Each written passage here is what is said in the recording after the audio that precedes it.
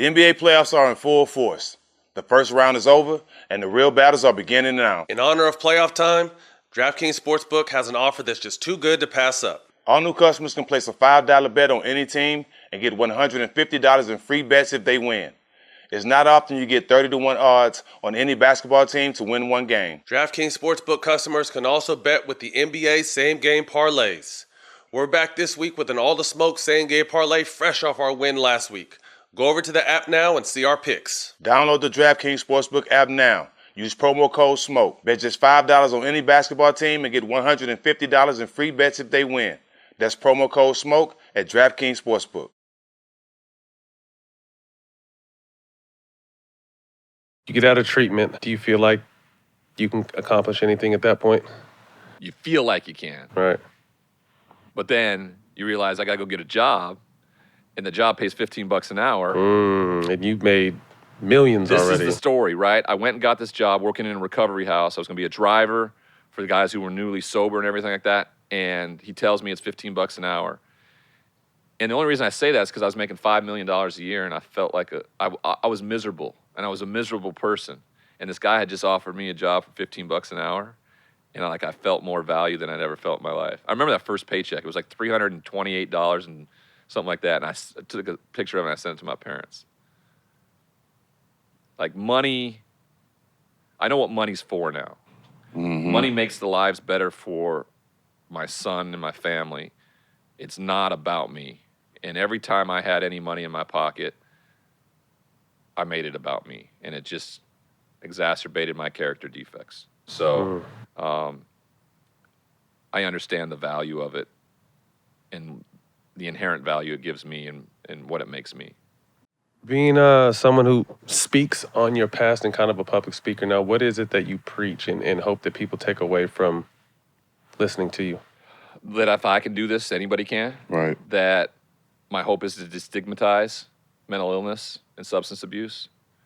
Everybody deals with it. Everybody goes through it. Whether you know somebody, you've been through it, or you've dealt with it yourself. And it's okay not to be okay. Like, we're all fucked up.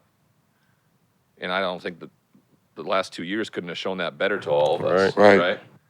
And how we need to be here for one another. Like, every life is precious. And fully understanding that. So that's the hope. And then the understanding is that it can never be about me again. So when I go speak somewhere, it can't be about me ultimately at the end getting some applause for sharing my story, but it's about that one individual in the back of the room that couldn't take his eyes off me because guess what? He knows as soon as he gets home, he's got to get some more pills to make sure his life is in order. Right. And so, like I told you guys earlier, I would never have the impact that I'm going to have if I'd just been a good football player. Mm-hmm. This is your path. Crazy, but path. Back in TV and radio now, talking football. Yeah. I mean, you start grinning instantly. How good does that make you feel? Football gave me everything. And for a long time, it was toxic for me. But football didn't do anything to me. I did it to myself. And I love talking about it. I've forgotten more football than most people know. Right? And I'm really good at it. And I didn't know if I was going to be good at it or not. And I went and shadowed guys that have been in the business for a while, and I'm like, I really would like to do that. And luckily, and I don't take this for granted anyway, people have given me opportunity when they didn't have to. Like, these corporations didn't have to. Like, when I fill out the background check, right, I'm a felon. And that's always going to be there, right? So if I don't get hired because of that, there's consequences to my action. I fully understand it. My hope is that they get to know me, they see how hard I work, how good I'm at what I do, and my character is different from what they know and hear. And that's what you want to see when people get out of prison, everybody. And so we do a ton of work with my foundation and anybody I can to help those. So the recidivism rate goes down, right? We don't want people going back because this country loves guys going back. That's what they plan on. Yes, the plan. Keep making that money, privatizing these prisons. Big business. I was in one in Montana. I was in a private for-profit prison, and so I see how it works, right? It's more beneficial for DAs and judges to send you to prison than anything else. Because if you're not in there, the state's still paying per bed, whether it's filled or not, Right. a cap on it. So we're working hard for it. I mean, I don't get down when things don't go right because I'm like, we're gonna eat a piece every day. Somebody told me something. How do you eat an elephant? And you're like, one bite at a time. Man. Yeah.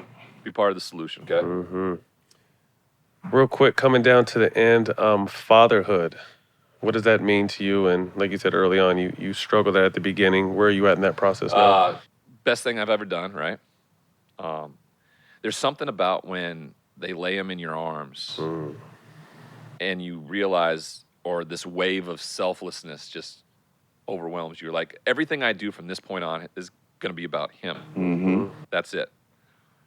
And I'm fearful,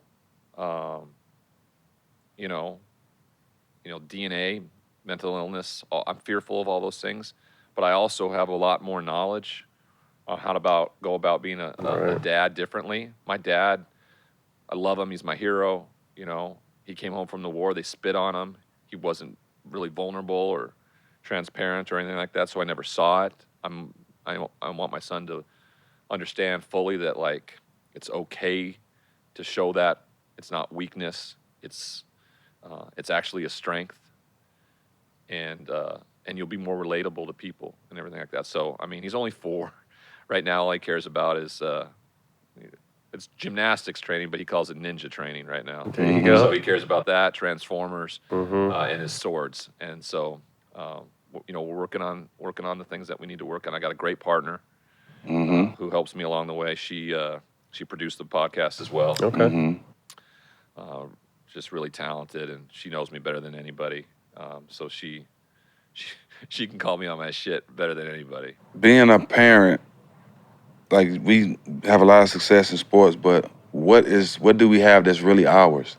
Like, that's that feeling you have. Like, I got kids too, and when I felt my youngest daughter, and I already had kids, but just the feeling of holding it, like you have something that's yours, that you can say that's actually yours. Material things, not like that, but you made this child. This is your seed, you know what I mean? The feeling of saying something is actually yours is the best feeling of being a father for me. And I never understood it. And I'm so glad I didn't have a child until I was ready, mentally. Right? Yep.